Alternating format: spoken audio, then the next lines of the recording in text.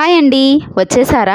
Last వీడియోలో ఆవకాయకి మంచి response వస్తుంది, అందరూ అడుగుతున్నారని చెప్పాను కదా. ఆవకాయ బుక్ చేసుకొని టేస్ట్ చేసిన వాళ్ళందరూ కూడా ఈ విధంగా రివ్యూస్ అయితే పెట్టారండి. ఇవన్నీ కూడా జెన్యూన్ రివ్యూస్.